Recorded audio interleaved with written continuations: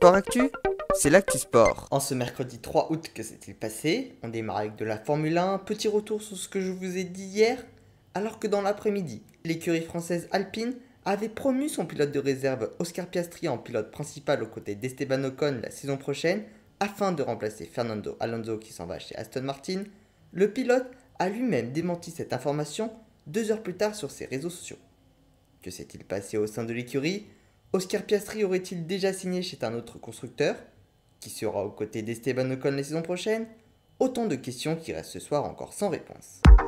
En football, Monaco recevait hier soir le PSV Eindhoven en match aller du 3e tour de barrage de la Ligue des Champions. Les Monégas se sont accrochés le nul un partout et devront donc s'imposer mardi prochain aux Pays-Bas lors du match retour. Autre actualité de football, Corinne Diacre, la sélectionneuse de l'équipe de France de football féminine, a été prolongée jusqu'en 2024. Elle restera donc pour le moment à la tête de l'équipe de France jusqu'aux Jeux Olympiques de Paris. En cyclisme, 5e étape du Tour de Pologne, victoire de Phil Bauhaus de la Bahrain Victorious dans un sprint réduit en raison d'une chute à 900 mètres de l'arrivée.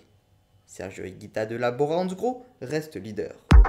Autre actualité de cyclisme, 2e étape du Tour de Burgos avec une grosse chute collective également dans le dernier kilomètre. C'est le néerlandais Timo Rosen de la Jumbo-Visma qui s'est imposé. C'est la seule formation qui n'a pas été prise dans la chute. Il a devancé ses coéquipiers Edoardo Affini et Chris Harper. Au général, pas de changement, Santiago Betrugo de la Bahrain Victorious est toujours le porteur du maillot de leader. Enfin en tennis, le tournoi ATP de Washington s'est déjà terminé pour Benjamin Bonzi, battu dès le premier tour par l'américain Christopher Eubanks. Le second tour démarra ce soir, Benoît Paire affronte Casper Ruud et Adrian Manarino, Grigor Dimitrov. Naomi Osaka faisait quant à elle son retour sur le circuit après l'annonce de son changement d'entraîneur qui sera désormais une nouvelle fois son père. Elle s'est imposée sur le tournoi de Stanford en 3-7.